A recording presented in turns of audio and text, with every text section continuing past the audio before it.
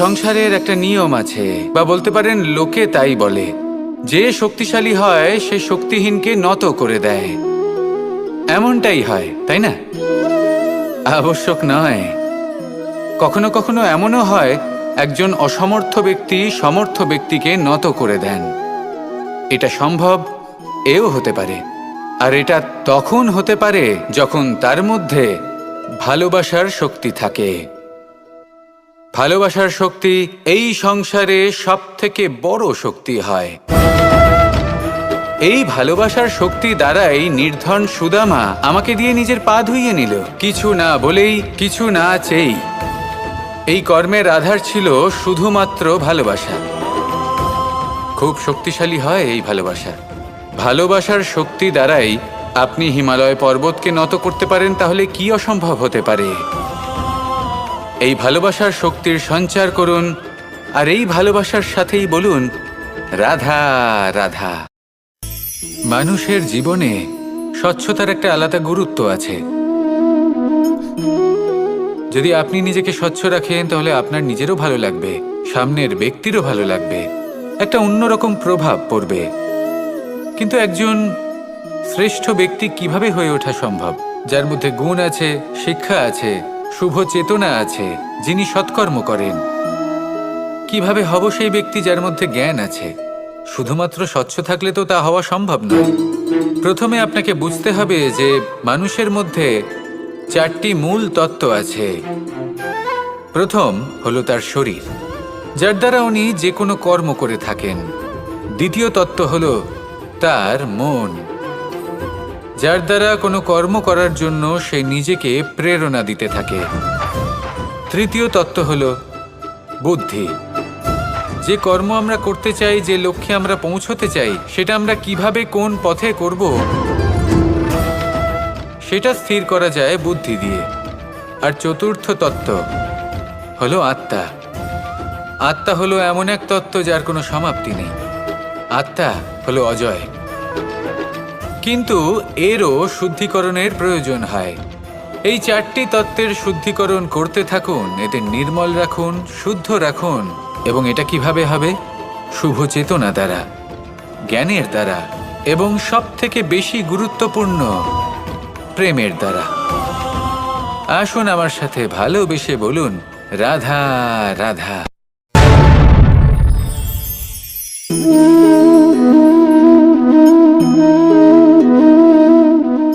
জল এই সংসারের সমস্ত প্রধান তত্ত্বের মধ্যে একটি।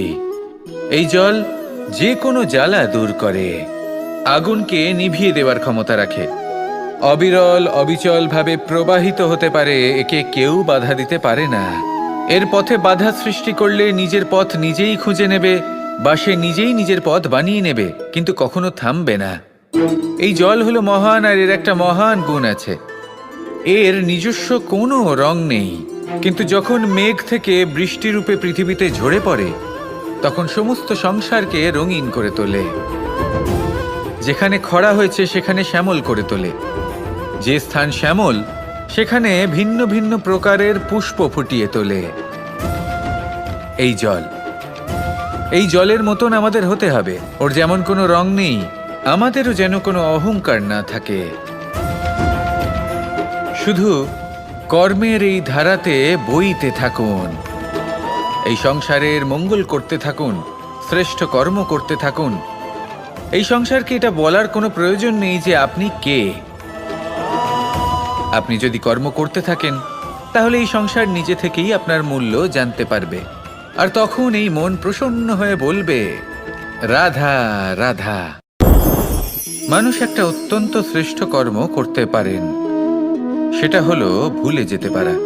আর সেটা বরদানের চেয়ে কম কিছু নয়। মানুষকে যখন কোনো কারণে নিজের প্রিয়জনদের থেকে দূরে যেতে হয়, তখন মনে দুঃখ জাগ্রত হয়, তিনি সেই দুঃখকে ভুলতে পারেন। কখনো কোনো সম্পর্ক থেকে যদি দুঃখ পেয়ে থাকেন, তখন সেই দুঃখকে ভুলতে পারেন। কিন্তু এই সংসারের প্রত্যেক আবেগ, প্রত্যেক বস্তু ভুলে যাওয়া উচিত নয়।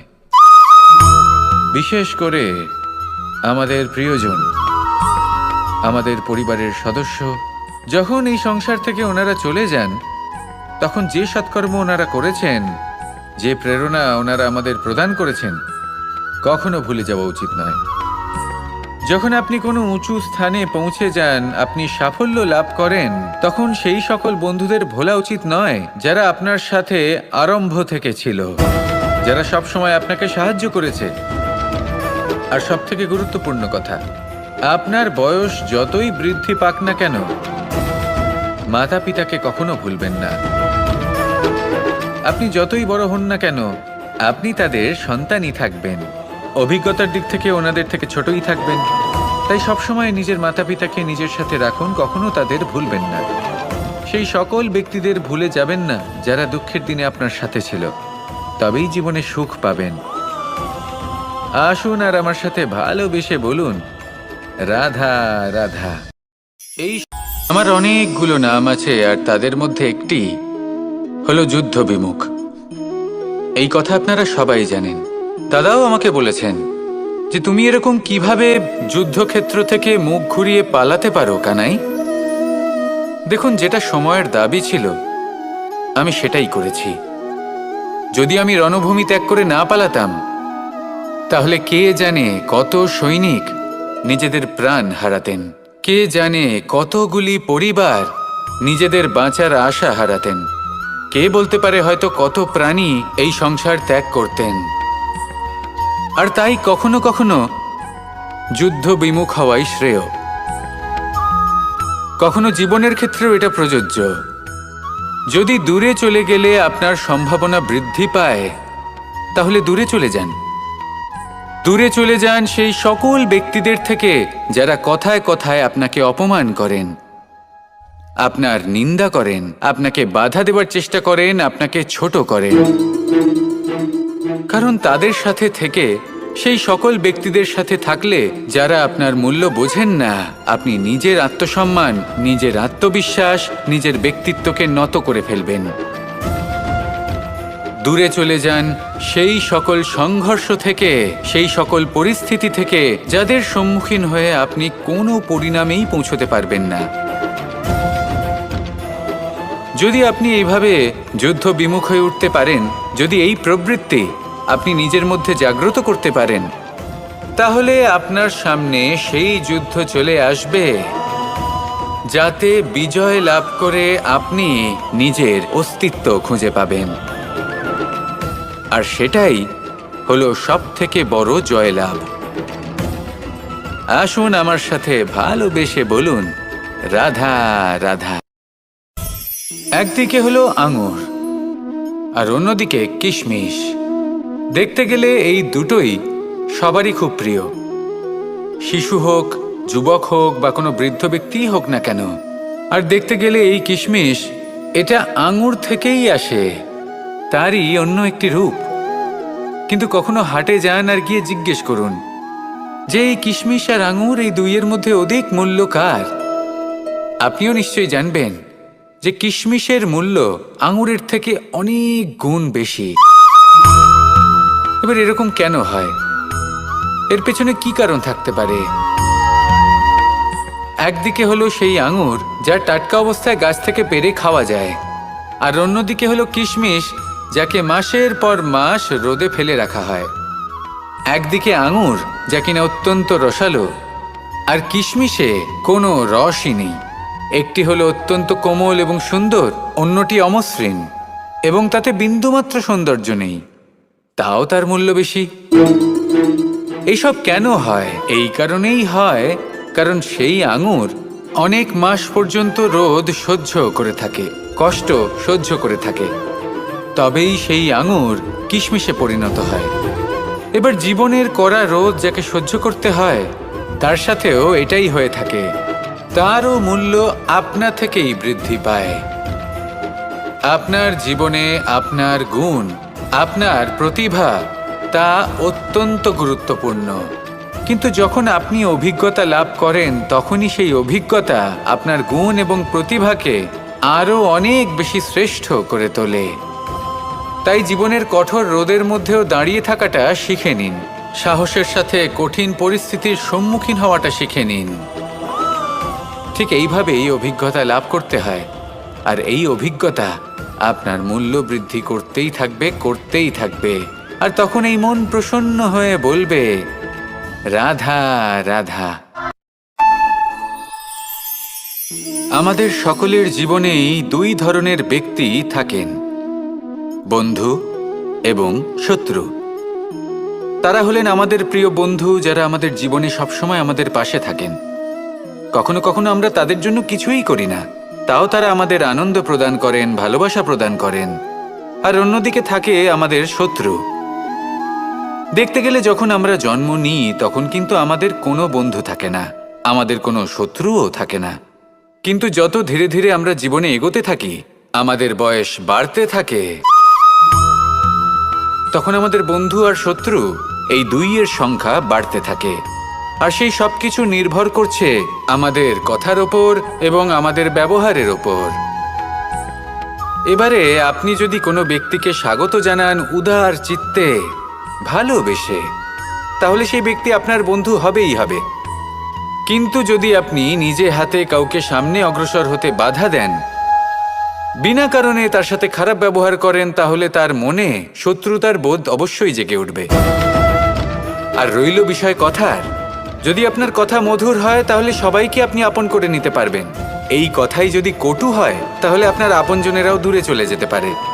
তাই নিজের কথার ওপর সংযম রাখুন এবং নিজের আচরণ উদার করে তুলুন। জীবনে সুখে সুখ থাকবে। আসুন আমার সাথে ভালোবেসে বলুন, রাধা রাধা। এই সংসারে যখনই কোনো সমস্যা আসে তখন আমরা আমাদের সব থেকে বড় সম্বলের কাছে আশ্রয় খুঁজি, তা হলো আমাদের বিশ্বাস। এবার প্রশ্ন হলো এটাই যে এই বিশ্বাস কার ওপর করা যেতে পারে? পরিবারের ওপর, বন্ধুর ওপর, নাকি তাদের ওপর বিশ্বাস করা উচিত যাদেরকে আমরা কখনো সঙ্গ দিয়েছি? দেখুন, এই সংসারে বিপদের সম্মুখীন হলে কে আপনাকে সাহায্য করবে সেটা নির্বাচন করা আপনার হাতে নেই। সেটা সেই সকল ব্যক্তির উপর নির্ভরশীল যে তারা আপনাকে সাহায্য করবে নাকি করবে না।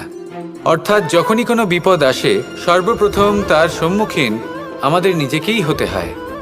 আর তার জন্য প্রস্তুত থাকা প্রয়োজনীয়, সেই শক্তি, সেই সাহস অর্জন করা প্রয়োজনীয়। দেখুন, যখনই অন্ধকার আসে তখন সবার আগে কে আপনাকে ত্যাগ করে চলে যায়? আপনার নিজেরই ছায়া। এই অন্ধকারের সম্মুখীন হতে হয় অন্তরের প্রদীপের দ্বারা, অন্তরের আত্মা দ্বারা। তবেই আপনি অন্ধকারের ওপর জয়লাভ করতে পারবেন। সেই জন্য যে বিপদই আসুক না কেন, নিজেকে তার জন্য প্রস্তুত রাখা উচিত। সেই সাহস নিয়ে আসুন। এমন কোনো বিপদ নেই যা আপনাকে ভেঙে দিতে পারে। আসুন আমার সাথে ভালোবেসে বলুন, রাধা রাধা। এই সংসারে সব থেকে ভয়ানক এবং গভীর অন্ধকার কোনটা? সেটা যখন মেঘ সূর্যকে ঢেকে দেয় এবং সংসার অন্ধকারাচ্ছন্ন হয়ে ওঠে, নাকি তখন যখন সূর্যাস্তের সময় ঘনিয়ে আসে, সূর্য ঢলে যায় এবং এই সংসারে অন্ধকার ছেয়ে যায়, নাকি সেই অমাবস্যার রাত্রি যখন চতুর্দিকে ঘন অন্ধকার থাকে এবং চন্দ্রমার প্রকাশ কোথাও থাকে না? না, এই সংসারে সব থেকে বেশি ভয়ানক অন্ধকার হলো মানসিকতার অন্ধকার। মানসিকতা খুব গভীর একটা বিষয়। এই মানসিকতাই সত্যের রূপ ধারণ করে এবং আমাদের এই মানসিকতা এবং বিবেকে একটা সূর্য থাকে। যদি আমরা এটা জীবন থেকে বের করে ফেলি তাহলে নিরাশা, হতাশা, অসফলতা এর এমন এক ঘন অন্ধকারে আমরা ফেসে যাব যে তার থেকে বাইরে বের হওয়া প্রায় অসম্ভব ব্যাপার হয়ে দাঁড়াবে। বড়ই কঠিন হয় সেই সময়। সেই জন্য ইতিবাচক মনোভাব থাকা খুব প্রয়োজনীয়। এটা ভাববেন না যে এটা আমার সাথে কেন হলো, এই সমস্যা কেন এলো, ওই ব্যক্তি আমার সাথে এটা কেন করলেন। এটা ভাবুন যে আমি জীবনে যে পরিস্থিতিতে দাঁড়িয়ে আছি তার থেকে আমি ঠিক কিভাবে বাইরে বেরোতে পারবো। যতই ঘন অন্ধকার থাকুক না কেন, খুব ছোট একটা প্রদীপের প্রকাশ আমাদের পথপ্রদর্শক হয়ে দাঁড়াতে পারে। আর আমাদের জীবনে এই ছোট্ট একটা প্রকাশ হলো আশা। এই আশার একটি কিরণ আমাদের অত্যন্ত গাঢ় অন্ধকারেও পথ দেখাতে পারে। তাই এই আশাকে সবসময় মনে প্রজ্বলিত করে রাখুন। গাঢ় থেকে গাঢ় অন্ধকারের সাথে, কঠিন থেকে কঠিনতর সমস্যার সাথে লড়াই করুন, সামনে এগিয়ে চলুন, আর আমার সাথে ভালোবেসে বলুন, রাধা রাধা। শত্রুতা। একজন মানুষ অন্য মানুষের সাথে শত্রুতা করে বসেন। দুজন ঘনিষ্ঠ বন্ধু, এমনও এক সময় আসতে পারে যখন এনারা একে অপরের শত্রু হয়ে ওঠেন। এর অনেকগুলো কারণ হতে পারে, কিন্তু মূল কারণ হলো আলোচনা। আগে হ্যাঁ, আপনি যদি কারোর বিষয়ে আলোচনা করেন তাহলে সে আপনার শত্রু হয়ে যেতে পারে। এবার মনে একটা প্রশ্ন আসতে পারে যে এটা কিভাবে সম্ভব হতে পারে? আলোচনা, এটা তো অত্যন্ত জরুরি। যদি আমি নিজের বন্ধুর খারাপ কাজের বিষয়ে আলোচনাই না করি তাহলে সে শুধরবে কি করে? এ কথা সত্যি যে আলোচনা আবশ্যক, কিন্তু তার থেকেও বেশি গুরুত্বপূর্ণ এবং আবশ্যক হলো আপনার এই সিদ্ধান্ত এটাই যে আপনার এই আলোচনা কোন স্থানে করবেন। যদি এটা সবার সামনে করবেন ভাবেন, তাহলে তা অপমানও হয়ে যেতে পারে। যদি এটা আলাদাভাবে করেন তাহলে তা পরামর্শ হয়ে যায়। অপমান কেউ স্বীকার করতে পারেন না, কিন্তু পরামর্শ সকলের ভালো লাগে। তাহলে যদি আপন কারোর জন্য ভালো কিছু চান, কাউকে শুধরে দিতে চান, আর আপনার মনে হয় আলোচনা আবশ্যক, তাহলে সর্বপ্রথম সময়, পরিস্থিতি আর স্থানের কথা মনে রাখবেন। নয়তো এই আলোচনা আপনাকে খুব ভোগাতে পারে।